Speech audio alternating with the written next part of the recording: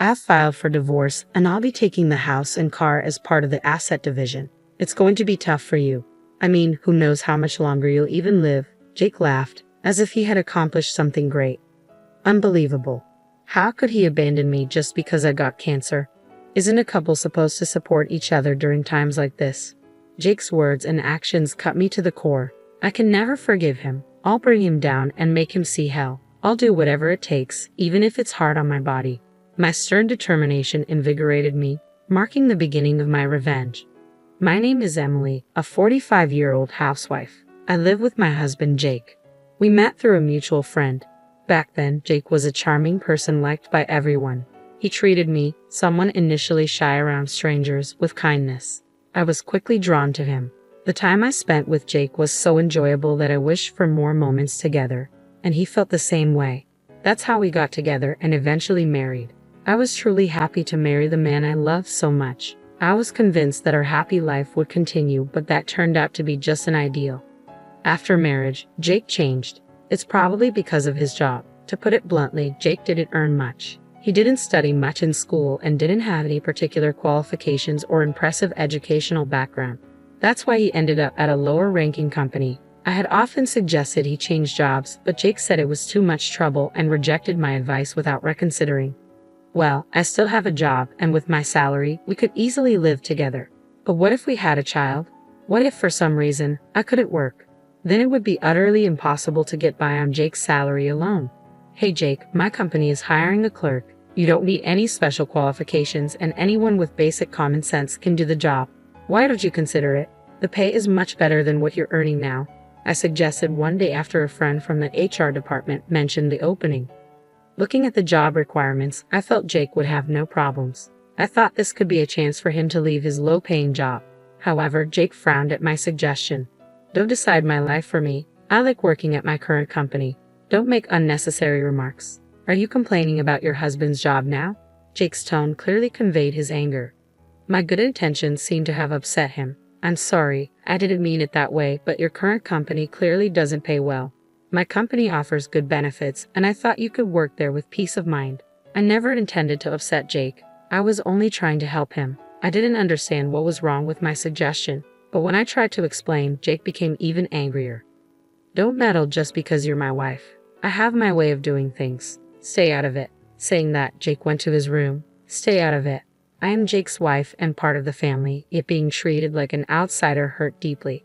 By then, our relationship had already begun to crumble, and once it breaks, it can never be put back together. Not only towards me, but Jake also began to act cold towards my family. One day, my mother, Sarah, visited our home. I often got busy with work and couldn't manage household chores, so my mother would worry about me and regularly come over to help with cleaning or preparing meals. As a gesture of gratitude, I'd invite her for dinner often, and sometimes she'd stay the night as it got late. Initially, I believed Jake was thankful for her help, but his attitude changed. When he saw her after coming home from work, he would sigh heavily and say, "Is she here again? Could you not always be at someone else's house? I can't relax with outsiders around." Both my mother and I were stunned by his harsh words. "If I've made you uncomfortable, I apologize. I'll skip dinner and head home today," my mother said, hurt but dignified. She had her own life yet was helping us, and it was unforgivable for Jake to treat her so rudely.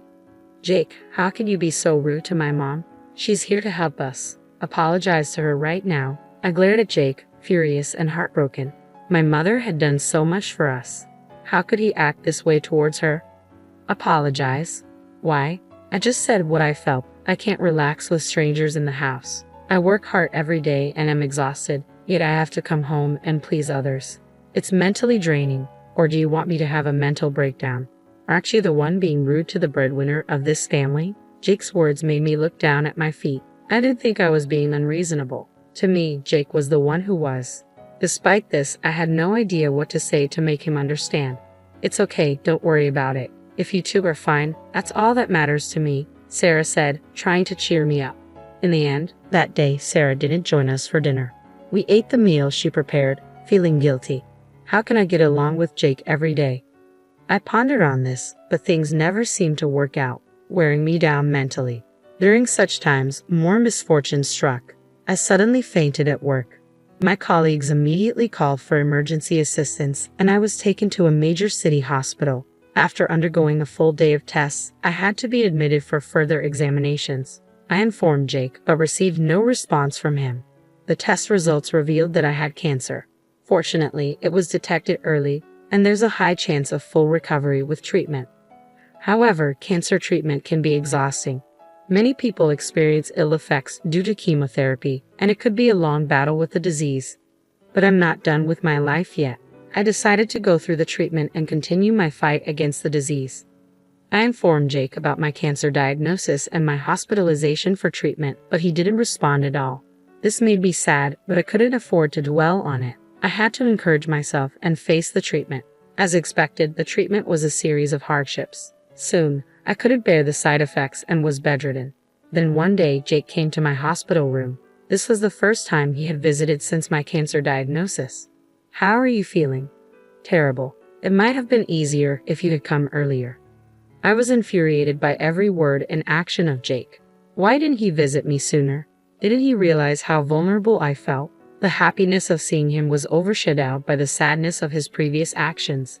However, what Jake said next was even more hurtful. "I've filed for divorce. I'm taking the house and the car. It'll be tough for you, but hang in there. Anyway, who knows how long you'll live." A divorce? Weren't we a married couple? Isn't marriage about supporting each other during tough times? His words made my head spin. Those words were enough to cool the love I had for Jake. I don't need Jake anymore. I can lead my own life. He underestimated me, but I'll make him regret it. I'll bring him down and show him how. With that goal, I decided to take action. "Understood.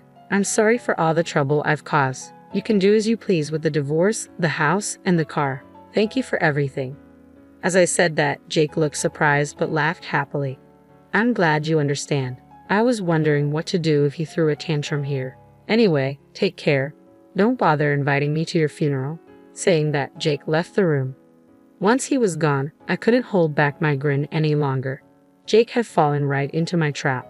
From now on, Jake will be the one to see hell, not me. I went to the public phone and called a certain individual from my company. "Hello? I have a favor to ask," I said, conveying my request. The person was initially surprised but soon responded, "Understood. All the arrangements have been made. All that's left is to wait for things to start moving. Until then, I would be living my life fighting the illness and waiting for the right time." I wondered what kind of face Jake would show. Overwhelmed with excitement, the hardships of fighting my illness were forgotten, and that day, I faced the treatment with even more determination than before. The major shift happened 3 days later. After the treatment ended and I returned to my hospital room, I found 200 missed calls, all from Jake. I immediately went to the public phone and called him. "Hello," he answered with an urgent tone. "Help me. Please forgive me. I can't go on like this." Jake sounded on the verge of madness. Surely, things had gone as I expected. In my best comforting voice, I asked, "Calm down, Jake. What happened?" Stammering, he replied, "My job. I got laid off. I don't know why this happened." Hearing his words, I felt relieved, knowing our employees had done their job well. I felt a twinge of pity for him, but I had to tell him the truth.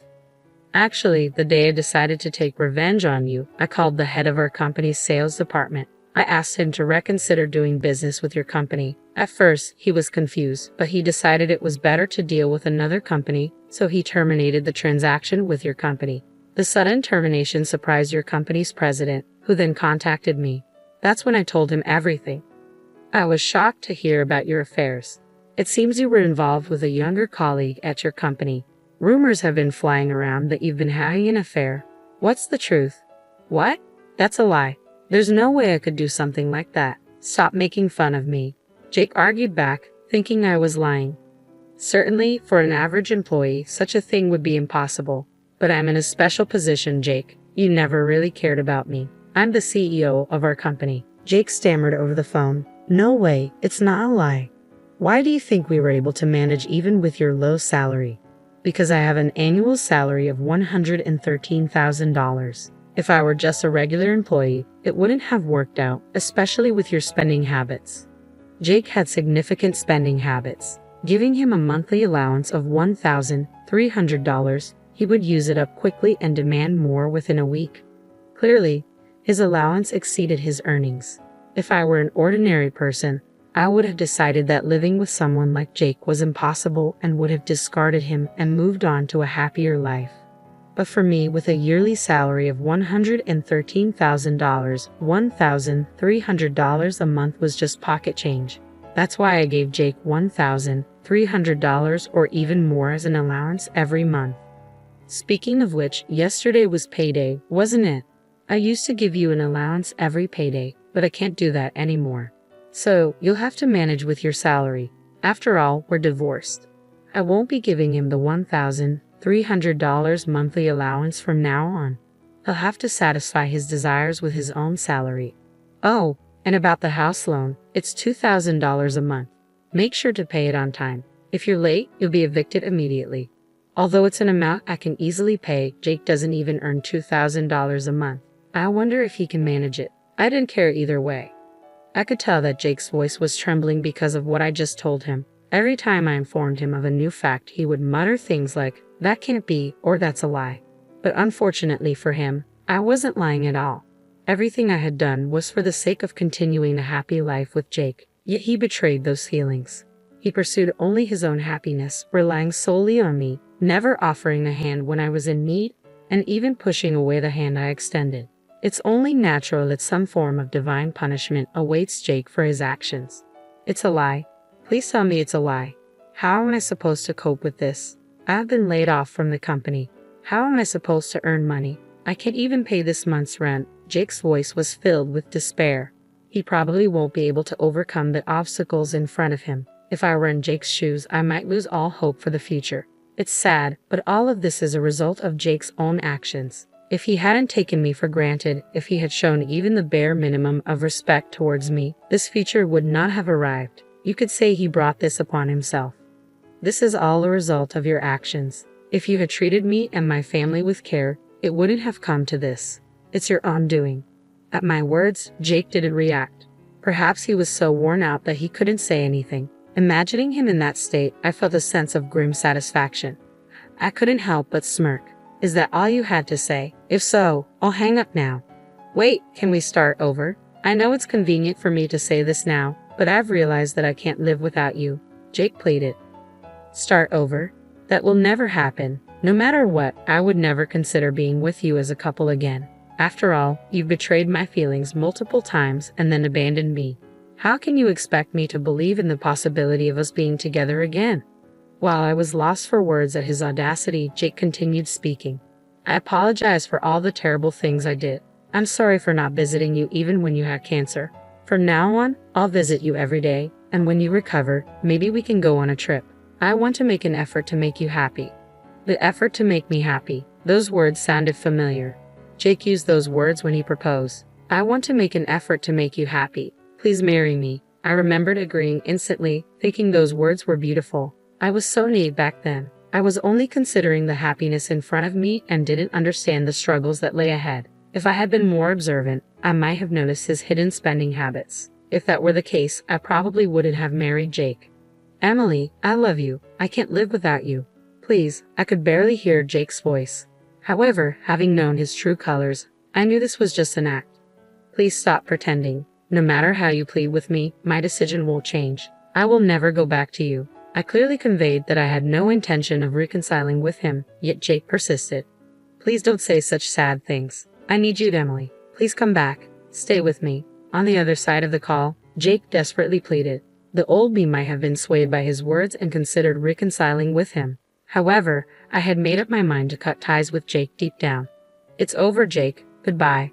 I truly believe that I can't continue life with Jake. No matter how much he clung to me or insisted he wanted to be with me, I no longer felt the need to support him as I once did.